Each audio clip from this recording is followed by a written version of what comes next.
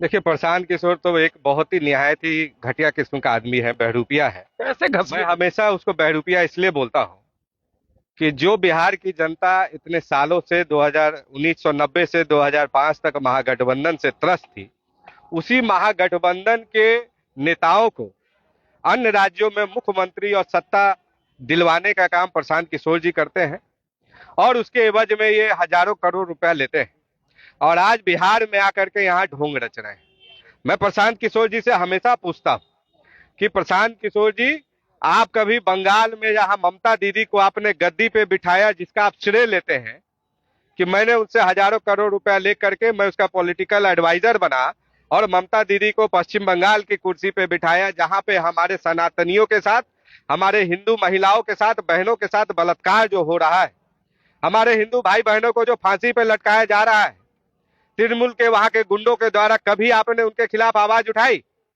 तमिलनाडु में जहां स्टालिन की सरकार बनाने का श्रेय आप लेते हैं, वहां पे हमारे देवी देवता को, जहां पे जिस तरीके से स्टालिन और उसका बेटा दिन रात गालियां डालता है पानी पी पी के, कभी आपने उन लोग के खिलाफ आवाज उठाया?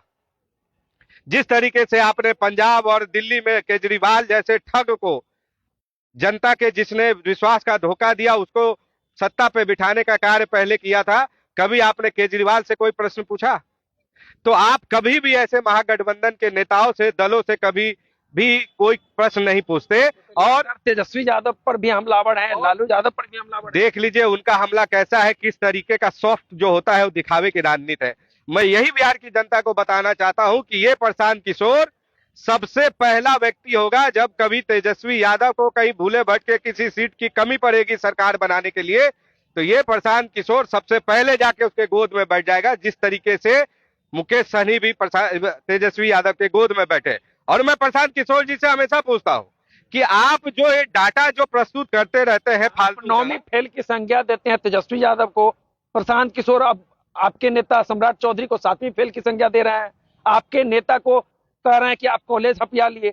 दिलीप जायसवाल जी पर सवाल कर रहे हैं। देखिए, मैं सबसे पहले प्रशांत किशोर जी से प्रश्न पूछना चाहता हूं कि आप जो इतना थेसिस बता रहे हैं सोशल मीडिया पे, पहले आप अपने डिग्रियां सार्वजनिक कीजिए। आपके पिताजी कौन है वो सार्वजनिक कीजिए। आपने अपने गांव में अपने रिश्तेदारों की जमीन हब्जा ली है वो सार्वजनिक कीजिए। आपके मित्र बंधु बोलते हैं कि स्कूल में, कॉलेज में आपसे बड़ा कोई लफंडर नहीं था। तो कहते हैं अमेरिका में जाके पढ़े हैं। अरे अमेरिका में तो वहां पे तो सारे महान लोग पढ़ते हैं, आप भी वही पब में जाके पढ़े हैं। महागठबंधन की जहां पे जो नेत्री है कांग्रेस की, वो भी तो वहीं से आई हुई है, इटली से। ये तो ऐसे ही लोगों के साथ आपकी संगत रही है। और यहाँ भी आपके जनसुराज में भी जिन कार्यकर्ताओं को आपने रखा है, आए दिन जनसुराज की गाड़ियों से शराब बरामद हो रहा है, वो सिगरेट पीती है। यहीं पे सीतामढ़ी में जब उनके जनसुराज के लोग आए थे, तो आप पूछिए सीतायन होटल वालों से जाके, आप पूछिए इन होटल में उनके कार्यकर्ता रहते थे तो कितना शराब मिला है और कितने सिगरेट वो पीते थे, बट मिले यहाँ पे। तो ऐसे ही लोगों को तो आपने पैसे पे रखा है, एक भी जमीनी कार्यकर्ता आपका नहीं है।